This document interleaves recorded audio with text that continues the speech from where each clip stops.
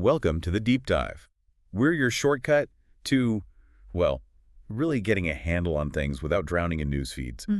Today, we are plunging into a fresh stack of sources. We're pulling out the key insights from the last 10 hours or so of July 31st, 2025. That's right. Our mission, cut through all that noise, maybe find some surprising facts, and just give you the takeaways that actually matter from the big global stories. And it's not just what happened. We really want to explore why it's important, how these different events seemingly scattered across the globe actually connect. Right. And for this deep dive, you've given us a great mix. We've got Reuters, The Guardian, some more specialized reports too, so lots to work with. Okay, let's get into it then.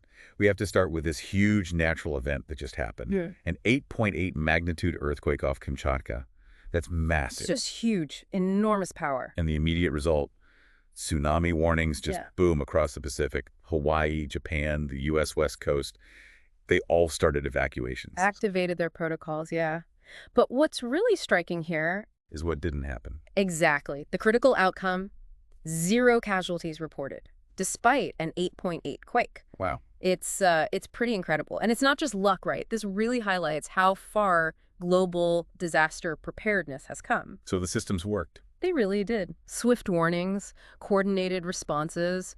They prevented loss of life on a scale that honestly might have been unthinkable even a decade ago. It's a significant step forward. A powerful blueprint, maybe, for other places too. Could be.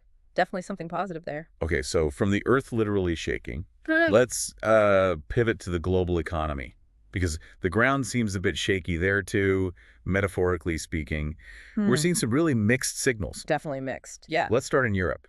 Germany's labor market. Unemployment actually ticked up in July, but, and this is interesting, less than analysts expected. Right. A little bit of unexpected, maybe resilience. Perhaps. What does that tell us, though, when we look wider? Well, connecting that outwards, global markets are definitely turbulent, no question.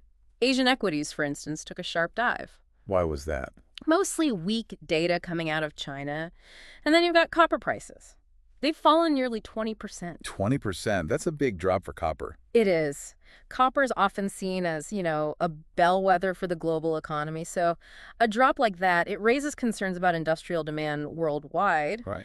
And on top of that, you have investors clearly getting nervous about potential tariff shocks, particularly coming from U.S. trade policies. Right, which we'll get to.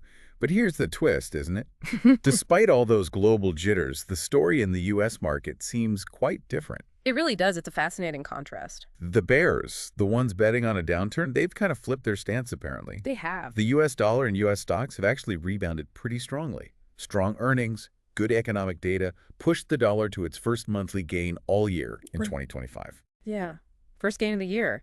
So you've got this global unease, but then this pocket of, apparent strength in the U.S.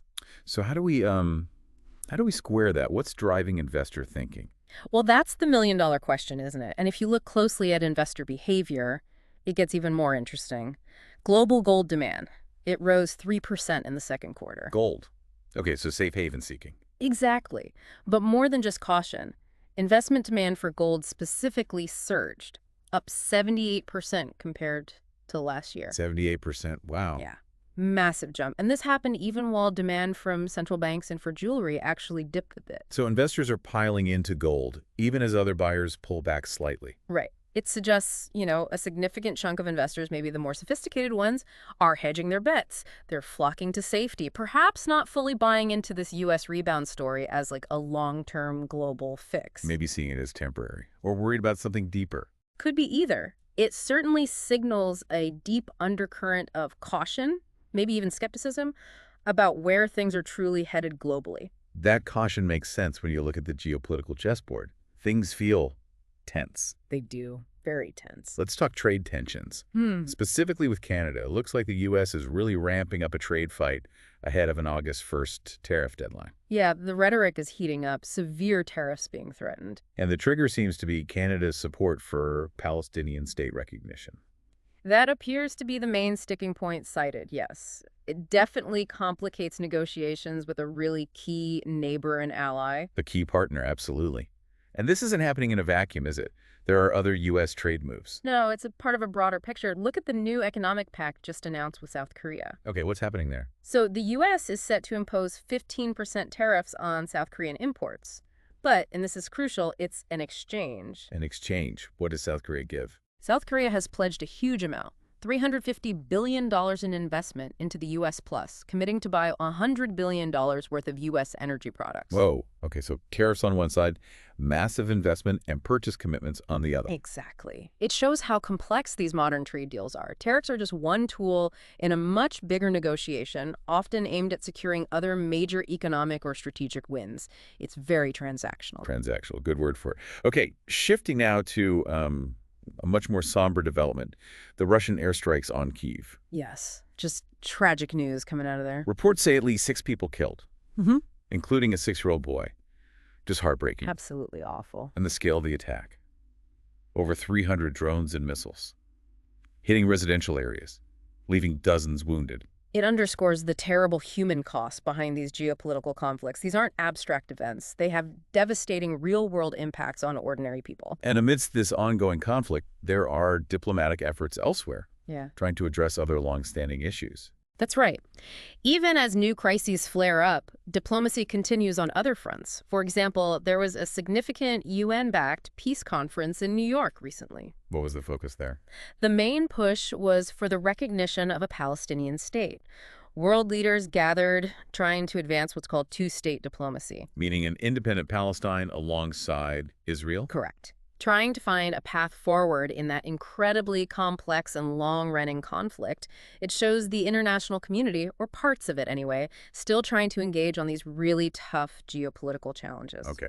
And one more significant international gathering, the BRICS Summit. That just wrapped up in Rio, right? Yes, it did. Brazil, Russia, India, China, South Africa, and of course the newer members too. It really does feel like that bloc, the Global South focus, is gaining more weight on the world stage. It certainly seems that way, and their focus at this summit was quite revealing, I think. What were they concentrating on? Key themes were climate resilience, governance around artificial intelligence, AI, and economic reform. This was all under Brazil's presidency this time. Climate, AI, economy. Big topics. Huge. And it's not just about, stating positions. It looks like a strategic effort to actually shape the rules for the global digital sphere and the green transition, potentially offering alternatives to existing, maybe Western-led approaches. So asserting more influence on how these crucial global systems develop. Exactly. Showing a unified front, pushing for more agency and setting international norms and policies. It's definitely a block to watch closely. So let's try and pull this all together then. We've covered a lot of ground in, the last 10 hours of news? Yeah, huge amount. Yeah. We started with that massive earthquake, but saw this incredible story of global preparedness actually working. 0 casualties. Really remarkable. Then we dove into the economy. Those mixed signals, German resilience, global jitters with falling copper, worried investors flocking to gold, but then the U.S. market pushing back strongly. A really complex picture there. And then the geopolitical layer.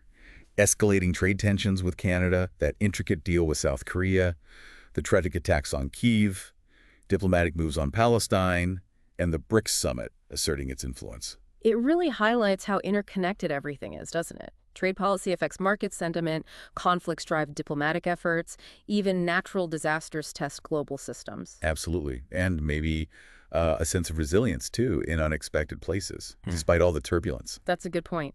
And perhaps a final thought for you, the listener, as you try to make sense of this constant flow of information, which can feel overwhelming. Yeah.